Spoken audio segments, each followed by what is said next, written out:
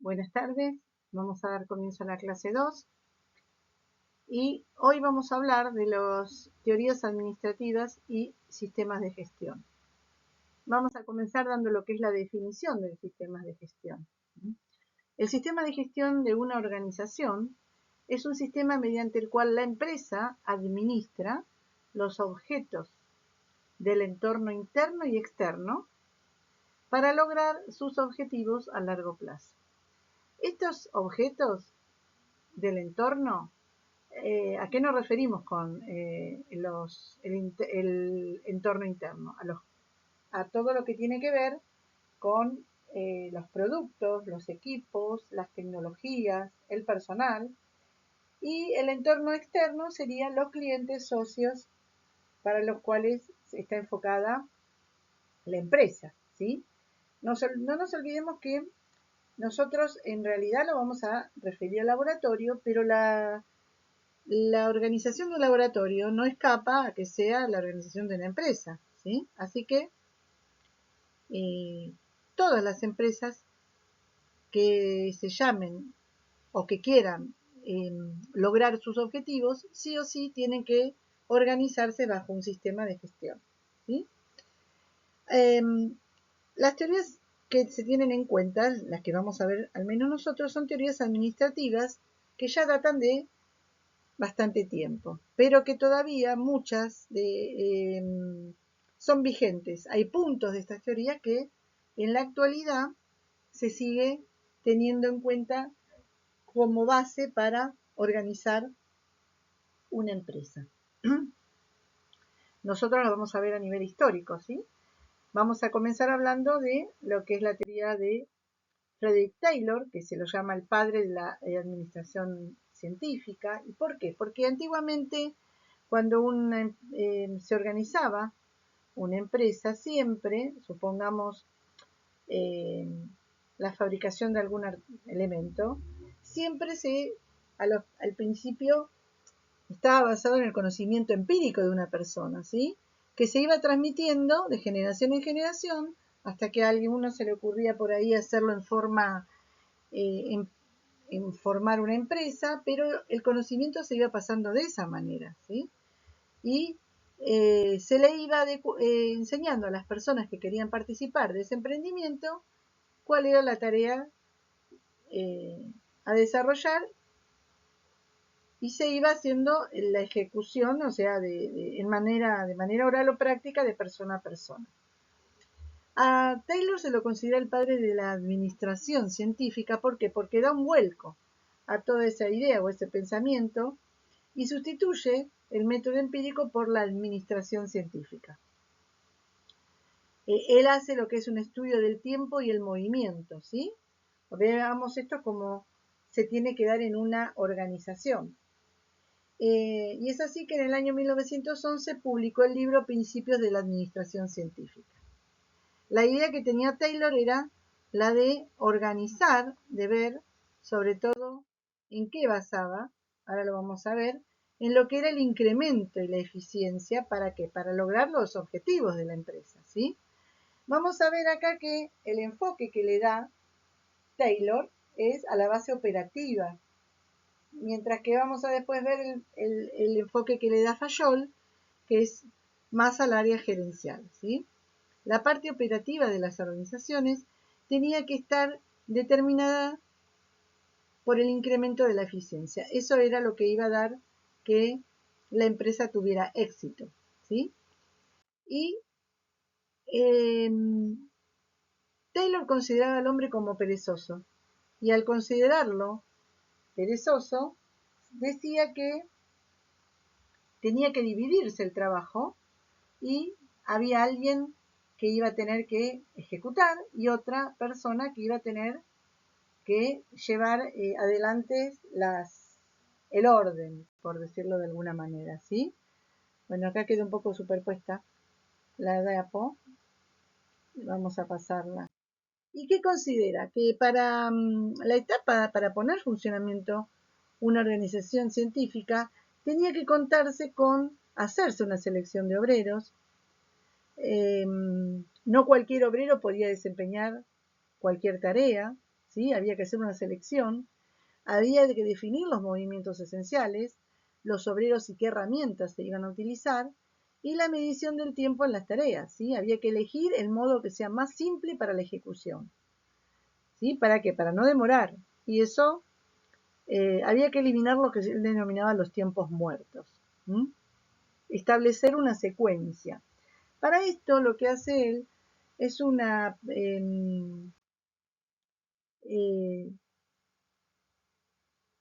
experiencia, ahora se las voy a contar, que es la experiencia de la pala, en donde le da a las personas, para hacer un determinado trabajo, la misma pala de un peso, de 10 kilos, a cada operario, y cuenta y considera en qué tiempo podían, con ese material, realizar su trabajo, que era, recuerden que, bueno, en esa época había muchas empresas organizaciones que se dedicaban a hacer o caminos, o mucho lo que era empresas de minería, en donde se trabajaba mucho, operarios con pala, y bueno, y él lo que hace es ver que la persona que tenía el elemento adecuado, ¿sí? Realizaba su trabajo de mejor manera y más eficiente. O sea, y veía que también había personas que a pesar de tener los elementos adecuados, demoraban o no podían realizar su trabajo. ¿Por qué? Porque por ahí darle una pala de 10 kilos a una persona que era pequeña, de contextura pequeña, no tenía la fuerza como para, no iba a dar la misma cantidad de paladas, que una persona de contextura robusta, ¿sí? Él, ¿qué hace con esta comparación? Que llega a la conclusión de que para que haya un incremento productivo, tiene que haber una persona adecuada, en el puesto adecuado, las herramientas tienen que ser adecuadas y los incentivos adecuados, ¿sí? Teniendo en cuenta estos 4 puntos, seguramente iba a haber un incremento productivo para la empresa y en eso iba a estar, en eso se iba a basar después el éxito, ¿sí?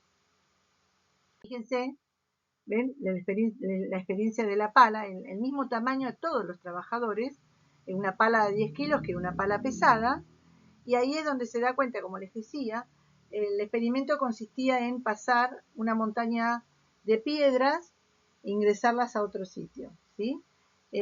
¿Cuántas paladas daba una persona robusta, ¿sí? A una persona de contextura pequeña, ¿sí? Entonces, fíjense con qué experimento sencillo él demostró que una persona adecuada con el material adecuado iba a incrementar su actividad, ¿sí? En cambio, a una persona de contextura pequeña se le da una pala de 10 kilos, con el esfuerzo que tiene que hacer, no va a tener la misma velocidad que una persona grande, ¿se entiende? Es un experimento muy sencillo, pero fíjense con qué experimento él pudo en realidad demostrar que cada persona está preparada de una manera, tiene condiciones diferentes. Y la idea era darle a las personas la condición en el puesto que debían estar, ¿sí? No todos podían ocupar el mismo puesto.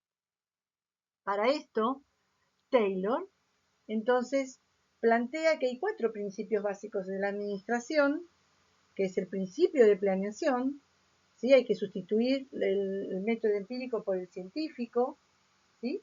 Hay que buscar la manera de planificar, y dentro de la planificación era establecer, preparar, hacer una selección científica del trabajador. Y aquí entramos en el principio de preparación. Se tenía que seleccionar al trabajador para la tarea adecuada, ¿sí?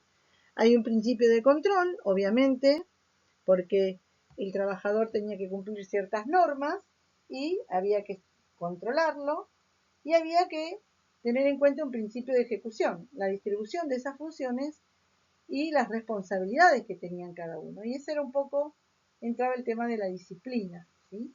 Ahí vemos que ya empieza a haber una escala. No todos hacen la misma tarea, algunos tienen tareas que son más pesadas, otros que son más livianas, pero buscar las capacidades del operador de acuerdo a su capacidad, darle la función. Y eso seguro que iba a dar como consecuencia un incremento en lo que era la producción. ¿Sí? ¿Qué aportes da Taylor? Bueno, aparte de la creación de los fundamentos de la organización racional del trabajo, porque piensen que antes que existiera esta teoría, era todo muy empírico, o sea, alguien se ponía a trabajar en un área, contrataba personal, supiera o no supiera, se la capacitaba así solamente mostrándole cuál era la tarea a realizar. Y después esa persona podía servir o no servir, pero si necesitaba trabajar, no había una organización de quién podía hacer una tarea y de quién otra como para que sea más productiva, ¿sí? Lo que hace la administración científica es la sustituye el método empírico. Hay una selección científica adecuada del recurso humano, hay una introducción de sistemas de incentivos salariales, porque acá, dentro de lo que estaba su incremento de productividad, él planteaba que si a la persona se le pagaba, iba a hacer su trabajo con más ganas, y esa es la realidad. Y hay una estandarización del trabajo, ¿sí? De ver y categorizar las diferentes tareas en una organización. Fíjense que para esa época era todo un acontecimiento. ¿Cuál era el problema de Taylor? Que consideraba al hombre como una máquina, ¿sí? Como con un correcto incentivo rendirá de mejor manera. Y no era así. Había que tener en cuenta también otros factores. No solamente era el incentivo correcto, ¿sí? También era la capacitación correcta que se le tenía que dar. Bien. Pero para su época fue bastante de avanzada.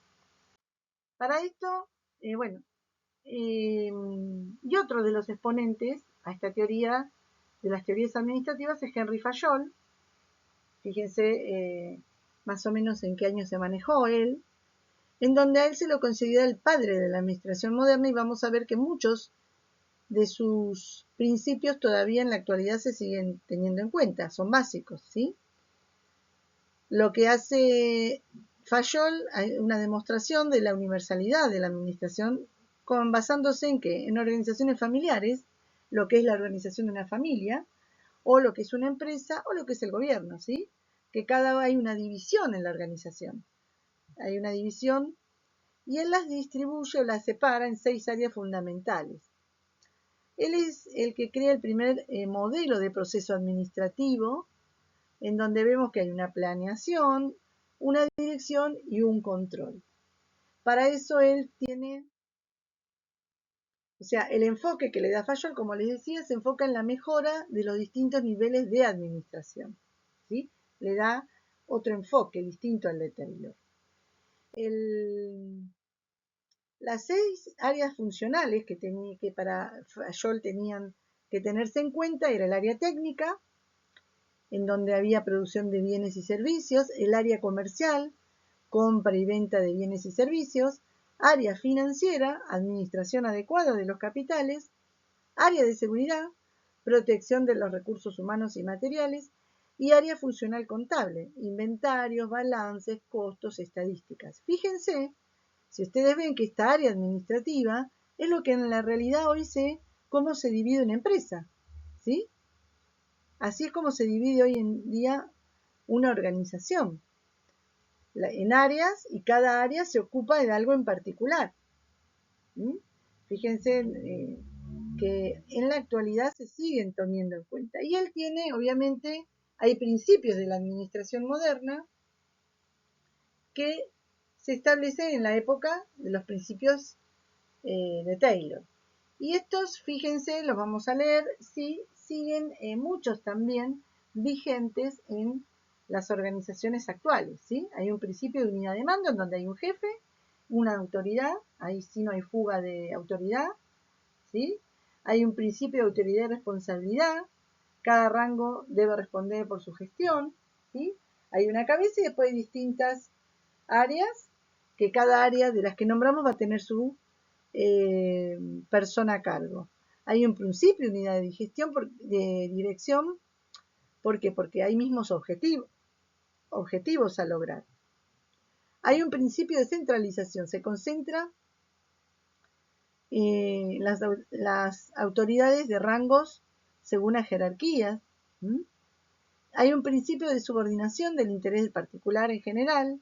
Hay un principio de disciplina, respeto y obediencia, principio de división del trabajo, especialización, y eso hace a la eficiencia. Hay un principio del orden, hay un principio de jerarquía, siempre hay que dirigirse al jefe inmediato, ¿sí? Eso es para que no se, hay que seguir una cadena de mando. Hay un principio de justa remuneración, ¿sí? Principio de equidad, trato igualitario, principio de estabilidad del personal, tiempo de aprendizaje, hay que darle un tiempo a la persona para que se capacite en lo que va a ser su área. Hay un principio de iniciativa, ¿sí? Estimula y valora a los aportes de empleados que favorezcan la empresa. Y hay un principio de trabajo en equipo, una armonía en los vínculos, ambiente agradable. Fíjense que estos principios hoy en día se siguen manteniendo en cualquier empresa que trata de tener eficiencia, ¿sí? La problemática de la teoría de Fayol, que es que sus aportes fueron más teóricos que en la práctica en su momento. Si bien ahora se siguen ejecutando, en esa época era un poco como un delirio, ¿no es cierto? Pero se lo considera el padre de la administración. Bueno, con esto más o menos tenemos una idea, ya dimos lo que es la definición de sistemas de gestión, eso ténganlo en cuenta, y estas dos teorías, ver el enfoque en que se basan cada una, yo se los voy a reflejar en las preguntas que les voy a subir. Los saludo hasta la próxima clase, bueno, que tengan buena semana.